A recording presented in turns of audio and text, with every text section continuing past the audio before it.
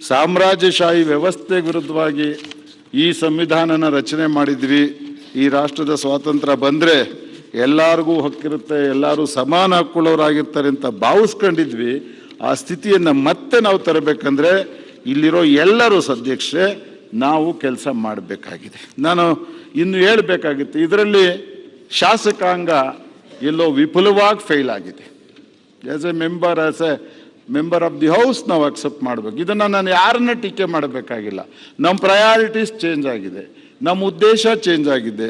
ಯಾರ ಬಗ್ಗೆ ಚರ್ಚೆ ಮಾಡಬೇಕು, ಯಾವ ಬಗ್ಗೆ ಚರ್ಚೆ ಮಾಡಬೇಕು, ಯಾರು ಆತ್ಮಾವಲೋಕನ ಮಾಡ್ಕೊತಾ ಇಲ್ಲ. ರಮೇಶ್ ಕುಮಾರ್ ಅವರೇ, ಇದರಲ್ಲಿ ಅವರು ಇವರು ಏನಂತ ಎಲ್ಲರೂ birds of the same feather flocking together.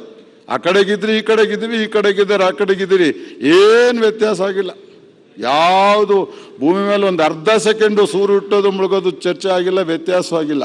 ಆತ್ಮಸಾಕ್ಷಿ ಅನ್ನೋದೊಂದು ಪದ ಇರುತ್ತಲ್ಲ, ನೋಡ್ಕೋಬೇಕಲ್ಲ ನಾವು ಈ ಡಿಗ್ರೇಡೇಷನ್ಗೆ ನಮ್ಮ ಕಾಣಿಕೆ ಎಷ್ಟಿದೆ? Have we done our job as legislators? Are we working as ನಿರ್ಭೀತಿಯಾಗಿ ಕೆಲಸ ಮಾಡ್ತಿದ್ದೀವ? ಎಲ್ಲರೂ ನಮ್ಮ ಮಾತಿಗೆ ಗೌರವ ಗಂತ ಉಳ್ಕೊಳ್ಳೋ ಸ್ಥಿತಿ ಇಟ್ಕೊಂಡಿದ್ದೀವ? ಏನಾದರೂ ಈ ಶಾಸನಸಭೆಗೆ ನಾವು ಕೊಟ್ಟಂಥ ಗೌರವ ಇದೆಯಾ? ಏನು ಸಂವಿಧಾನ ಕರ್ತೃಗಳು ನಮ್ಮನ್ನು ಹೈಯೆಸ್ಟ್ ಲೆವೆಲಲ್ಲಿಟ್ಟು ನೀವು ಶಾಸನ ಮಾಡಿ ಇಡೀ ರಾಷ್ಟ್ರಕ್ಕೆ ಇಡೀ ಬದುಕಿಗೆ ಶ್ರೇಷ್ಠ ಆಗುವಂಥ ವಸ್ತು ಅಂದರು, ಅದನ್ನು ಮಾಡೋ ಕಡೆ ನಾಳಿನ ಪರಿಣಾಮಗಳ ಕುರಿತು ಆಲೋಚನೆ ಮಾಡ್ತಾ ಇದ್ದೀವ, ಚರ್ಚಿಸ್ತಾ ಇದ್ದೀವ, ಆಕ್ಟ್ ಮಾಡಬೇಕಾದ್ರೆ ಆ ಸೀರಿಯಸ್ನೆಸ್ಸನ್ನು ನಾವು ತೊಗೊಂಡಿದ್ದೀವ. We don't know why we want to become executive. Everyone wants to become executive. ಜುಡಿಷಿಯರಿನೂ ಎಕ್ಸಿಕ್ಯೂಟಿವ್ ಆಗಬೇಕನ್ನುತ್ತೆ, ನಾವು ಎಕ್ಸಿಕ್ಯೂಟಿವ್ ಆಗಬೇಕಂತೀವಿ, CNDG ಆಫೀಸು ಎಕ್ಸಿಕ್ಯೂಟಿವ್ ಆಗಬೇಕನ್ಸುತ್ತೆ, ಎಲೆಕ್ಷನ್ ಕಮಿಷನ್ನು ಎಕ್ಸಿಕ್ಯೂಟಿವ್ ಆಗಬೇಕನ್ಸುತ್ತೆ. ಯಾಕೆ? What for? Lust, greed of money, greed of power, greed of authority. ನಾನು ಮನುಷ್ಯ, ನಾನು ಸೇವೆ ಮಾಡಕ್ಕೆ ಬಂದಿದ್ದೀನಿ ಅನ್ನೋದು ಯಾರ ಭಾವನೆಯಲ್ಲಿ ಉಳಿದಿಲ್ಲ. ನಾನು MLA, ನಾನು ಮಿನಿಸ್ಟ್ರು, ನಾನು ಸೆಕ್ರೆಟ್ರಿ, ಎಲ್ಲಿಗೆ ಬಂದವ್ರಿ ನಾವು? ಇದಕ್ಕೋಸ್ಕರ ಈ ಸಂವಿಧಾನ ಸೃಷ್ಟಿ ಆಯಿತು ಅಂತ ತಾವು ಭಾವಿಸ್ತೀರಾ? ಇವತ್ತು ನಾನು ನಿಮಗೆ ಹೇಳೋಕೆ ಇಷ್ಟಪಡ್ತಿದ್ದೀನಿ, ತಮ್ಮ ಚರ್ಚೆ ಮುಖಾಂತರ ನಾವು we are losing all our status, all our reputation, all our respect. ರಾಜಕಾರಣಿಗಳಂತೆಲ್ಲ ಯಾರು ಮೊದಲ ಸ್ತರದಲ್ಲಿ ಇದ್ದೀವಿ, ಆಡಳಿತ ಇರ್ಬೋದು, ನ್ಯಾಯಾಲಯ ಇರ್ಬೋದು, ಯಾರು ನಿಮ್ಮ constitution is clear, speedy trial is the primary right of A man. ನಂದು ಸ್ಪೀಡಿ ಟ್ರಯಲ್ ಮಾಡಬೇಕು ಅನ್ನೋದು ಸಂವಿಧಾನದಲ್ಲಿ ಕೊಟ್ಟರು ಹಕ್ಕು. ಯಾರು ಕೇಳೋಕ್ಕಾಗಿದೆಯಾ? ಒಂದು ಹೆಣ್ಮಗಳಿಗೆ ಏನೇನು ರಕ್ಷಣೆ ಕೊಟ್ಟಿದ್ದೀವಿ ಕೇಳಕ್ಕೆ, ಎನ್ಫೋರ್ಸ್ ಮಾಡೋಕ್ಕಾಗ್ತಿದೆಯಾ ನಮಗೆ? ಆದರೂ ಏನೋ ಒಂದು ಕಡೆ ಒಳ್ಳೆ ಕೆಲಸಗಳಾಗ್ತಿದೆ, ಅಮೆಂಡ್ಮೆಂಟ್ ಆಗ್ತಿದೆ, ಕಾನೂನುಗಳನ್ನ ಮಾಡ್ತಿದ್ದೀವಿ. ಅಧ್ಯಕ್ಷರೇ, ಬಹುಶಃ ಭಾರತ ದೇಶ ಎಕ್ಸಸೈಸ್ ಮಾಡಿದಷ್ಟು ಸಂವಿಧಾನದ ತಿದ್ದುಪಡಿಗೆ ಯಾರು ಮಾಡಲ್ಲ, because of our experience and our future.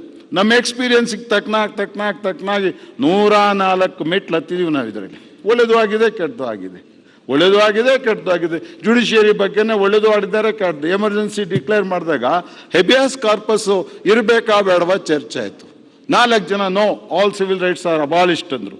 Op judge no, it cannot be abolished ಅಂದರು. So that version is appealed in the whole world. ಇಡೀ ಪ್ರಪಂಚ ಆ ಒಬ್ಬ ಜಡ್ಜ್ ಬಗ್ಗೆ ಮಾತಾಡ್ತಿದೆ. There was a judge in India who said it cannot interfere with the servicing of the justice. Habeas corpus ರಿಟನ್ನ ಹಾಕ್ಬೋದಾ ಬೇಡ ಅನ್ನೋದು ನೀವು ಎಮರ್ಜೆನ್ಸಿಲಿ ಹಾಕಕ್ಕೆ ಬರೋದಿಲ್ಲ ಅಂದಿದ್ದು. ಆ ಥರ ಕ್ರಿಯೆಗಳು ಎಲ್ಲಿ ನಡೀತಿದೆ ನಮ್ಮ ಮುಂದೆ? ನಡಿಬೇಕು. ಈ ಸಂವಿಧಾನ ಬಡವರಿಗೆ, ಈ ಸಂವಿಧಾನ 2ನೇ ವರ್ಗ ಅಂತ ಬದುಕಿರೋರಿಗೆ, ಈ ಸಂವಿಧಾನ ಶ್ರಮಜೀವಿಗಳು ಇಲ್ಲ ಸರ್. ಮನುಷ್ಯ ದುಡಿದು ಬದುಕಕ್ಕೆ ಸಾಧ್ಯನೇ ಇಲ್ಲ ಇವತ್ತು ಈ ದೇಶದಲ್ಲಿ. ಬದುಕಿದ್ರೆ ದುಡ್ಡಿರೋ ಒಂದು ದುಡಿದು ಬದುಕ್ತಾವನೆ. ದುಡಿಯುತ್ತೆ ನಾವು ಬದುಕಿದ್ದೀವಿ. ಪರಮೇಶ್, ನಾವೇನು ದುಡ್ದಿದ್ದೀವಿ ರೀ? It is only on the money we are living. Who can invest more, we can earn more. Who can earn more, ಈ ಬಿಕಮ್ಸ್ ಎ ರಿಚ್ ಮ್ಯಾನ್. ಯಾರೇ ಕೇಳರೇ ಇಲ್ಲ. ನೀವು ಬೆಳಗಿನ ಸಾಯಂಕಾಲ ತಕ್ಕ ಮಾಡ್ರೆ 240 ರೂಪಾಯಿ ಕೂಲಿ. 1 ಗಂಟೆ, ಒಂದು 2 ನಿಮಿಷ ಹಿಂಗೆ ಕೂತ್ಕೊಂಡು ಯಾವುದೋ ಒಂದು ಲೋಡ್ ಎಕ್ಸ್ಚೇಂಜ್ ಮಾಡಿಕೊಟ್ರೆ 50,000 60,000 ಕಮಿಷನ್ನು. ಇದೆಲ್ಲಾದ್ರೂ ಬದಲಾಗಬೇಕಲ್ವಾ? ಮತ್ತು ಯಾತಕ್ಕೆ ಡೆಮೋಕ್ರಸಿ? Y administration? ಯಾರತ್ತನಾರ ಜಾಸ್ತಿ ಇರೋದನ್ನ ಸ್ವಲ್ಪ ತಗೊಂಡು through the system of taxation ಇಲ್ದವ್ರಿಗೆ ಹಂಚ್ಕೊಡಕ್ಕೆ. ರಾಜ್ಯ ಅಂದ್ರೇನು? ರಾಜ ಹಾಕಿದ್ದ. ಹೆಚ್ಚಾಗಿರೋರು ತಗೊಂಡು ಯಾರಿಗಿಲ್ಲ ಅವ್ರಿಗೆ ಸ್ವಲ್ಪ ನೆಮ್ಮದಿ, ಸುಖ ಇಲ್ಲ, ಸಂತೋಷ ಬೇಡ, ನೆಮ್ಮದಿ ಜೀವನ ಮಾಡುವಂಥ ಸ್ಥಿತಿನ ನಿರ್ಮಾಣ ಮಾಡೋಕ್ಕಿದ್ರು. ಇಷ್ಟು ವರ್ಷ ಆದರೂ villages are still 2nd grade citizens. ಇಷ್ಟು ವರ್ಷ ಆದರೂ ಹಳ್ಳಿ ಬದುಕು ಇವತ್ತೂ ಯಾವುದೇ ದೀಪ ಕಾಣದಂಥ ಬದುಕು. ಎಲ್ಲಿ 72 ವಸಂತಗಳು ಕಳೆದು ಸ್ವತಂತ್ರ ಆಗಿ ಗಾಂಧಿ ಪಾಪ ಪುಣ್ಯಾತ್ಮ ನಾವೆಲ್ಲ ಹೇಳ್ಕೊತೀವಿ, ಗ್ರಾಮ ಸ್ವರಾಜ್ ಗಾಂಧಿ ಬಗ್ಗೆ ಮಾತಾಡೋರೆಲ್ಲ ಮಾತಾಡ್ತೀವಿ. ಯಾವ ಗ್ರಾಮ ಸ್ವರಾಜ್ ಇದೆ ಇವತ್ತು? ಯಾವ ಹಳ್ಳಿ ಚೆನ್ನಾಗಿದೆ? ನಂಗೆ ಅರ್ಥ ಆಗಿಲ್ಲ. ಹಾಗಾಗಿ ಸಂವಿಧಾನದ ಆಶಯಗಳು in spirit and philosophy execute ಆಗೋ ಕಾಲ ಬರಬೇಕು. ಇನ್ ಸ್ಪಿರಿಟ್ ಅವು ಏನಾದರೂ ನಮ್ಮ ಜನಕ್ಕೆ ನೇರವಾಗಿ ಎಫೆಕ್ಟ್ ಮಾಡುವಂಥ ಸ್ಥಿತಿ ತರಬೇಕು. ಇದರಲ್ಲಿ ಎಲ್ಲರ ಪಾತ್ರನೂ ಅಗಾಧವಾಗಿದೆ. ನಮ್ಮದಿದೆ ಎಕ್ಸಿಕ್ಯೂಟಿವ್ಸ್. ದುರದೃಷ್ಟ ಸರ್, ಇವತ್ತು ಎಕ್ಸಿಕ್ಯೂಟಿವ್ಸು ಯಾರೂ ನಿಖರವಾಗಿಲ್ಲ, ಯಾರೂ ಸ್ಪಷ್ಟವಾಗಿಲ್ಲ, ಯಾರೂ ಇಲ್ಲ. ನಾನು ನೋಡಲಿಲ್ಲ ಯಾರಾದರೂ ಒಬ್ಬ executive this is my view, do whatever you want ಅಂತ ನೋಟ್ ಹಾಕೋ ಎಕ್ಸಿಕ್ಯೂಟಿವ್ಸ್ ಯಾರು ಇಲ್ಲ ಇವತ್ತು ನಮ್ಮ ರಾಷ್ಟ್ರದಲ್ಲಿ, ರಾಜ್ಯದಲ್ಲಿ. ಒಂದು ಕಾಲದಲ್ಲಿ ಇದ್ರು, no sir this is my view as a permanent establishment, as a bureaucracy I am clear on this. ಎಲ್ಲಿ ತರ್ತೀರಾ ರಮೇಶ್ ಕುಮಾರ್ ಅವರೀಗ? ನೀವು ಬೇಕಾದ್ರೆ ಓವರ್ಲುಕ್ ಮಾಡಿ, ನಾನು ಹೇಳೋದು ಹೇಳ್ತೀನಿ, ಇನ್ನು ಅಧಿಕಾರಿಗಳು ತರ್ತೀರಾ? ಇಲ್ಲ, ನಿನ್ನ ಕೈಲಿ ಆಗಲ್ಲ ಬಿಡು, ನಾನು ಇವತ್ತು ಮಂತ್ರಿ, ನಾನು ಓವರ್ಲುಕ್ ಮಾಡ್ತೀನಿ, ನೀವು ಬರೆಯೋದು ಬರೆದು ಕಳ್ಸಪ್ಪ, ನೀವೆಲ್ಲ ಓವರ್ಲುಕ್ ಮಾಡೋದು ಬರಿತೀವಿ ನಾವು ಅಂತ ಹೇಳೋಂಥ ನಾವಿದ್ದೀವ? ಎಲ್ಲಿದೆ ಮತ್ತು ಸಂವಿಧಾನದ ಆಶಯಗಳು? ಇದು ಅವರವರ ಇತಿ ಒಳಗೆ ಅವರವರಿದ್ದರೆ, ಅವರವರ ಮಿತಿ ಒಳಗೆ ಅವರವರ ಕೆಲಸ ಕಾರ್ಯನ ಅವ್ರು ಚೆನ್ನಾಗಿ ಮಾಡ್ಕೊಂಡು ಹೋದರೆ ಬಹುಶಃ ಈ ದೇಶದ ಸಂವಿಧಾನದ ಶ್ರೇಷ್ಠತೆ ಹೆಚ್ಚು.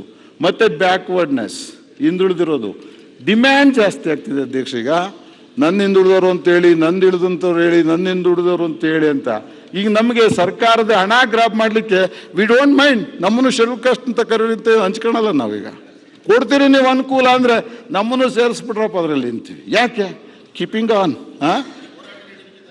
ಹೋರಾಟನೂ ನಡೆಯುತ್ತೆ ಅದಕ್ಕೆ. ಇದು ಎಲ್ಲರೂ ಒಂದು ಕಡೆ ಎಂಡ್ ಆಗಬೇಕು. ಸಾರಿ, ಐವ್ ಟೇಕನ್ ಮೋರ್ ಟೈಮ್. ನಂಗೆ ಭಾಳ ಮಾತಾಡಬೇಕು, ಅವ್ರು ಏನೋ ಇವತ್ತು ಯಾರು ಬರಲ್ವೇನೋ ಅಂದ್ಕೊಂಡಿದ್ದೆ. ಸದ್ಯ ಅವರೆಲ್ಲ ಪಾರ್ಟಿಸಿಪೇಟ್ ಮಾಡೋದ್ರಿಂದ ನನ್ನ ಮಾತು ಮುಟುಕು ಮಾಡಿ ಒಳ್ಳೇದಾಗಲಿ. ತಾವೊಂದು ಚರ್ಚೆ ಆರಂಭ ಮಾಡಿದ್ದೀರಿ. ಸನ್ಮಾನ್ಯ ರಮೇಶ್ ಕುಮಾರ್ ಅವರು ಕಾನ್ಸ್ಟಿಟ್ಯೂಂಟ್ ಅಸೆಂಬ್ಲಿ ಬಗ್ಗೆ ಭಾಳ ಓದಿದರೆ, ನಮಗೆಲ್ಲ ಓದ್ಸರ್. Let us be very frank. ಆ ಬುಕ್ಸ್ ಎಲ್ಲ ಕೊಟ್ಟು ಇದ್ರ ಬೆಳಕು ಚೆಲ್ಲಿ, ಮತ್ತು ಈ ಸಭೆಯಿಂದ ಏನಾದರೂ ಒಳ್ಳೆ ಸಂದೇಶ ಆಸೆ ಹೋಗ್ಲಿ ಅಂತ ಬಯಸಿ ನಾನು ಮಾತು ಮುಗಿಸ್ತೀನಿ. ಧನ್ಯವಾದ. ಭಾಳ ಚೆನ್ನಾಗಿ ಬಂತು. ಶ್ರೀಯುತ ಎಚ್ ಕೆ ಪಾಟೀಲ್ ಅವರು.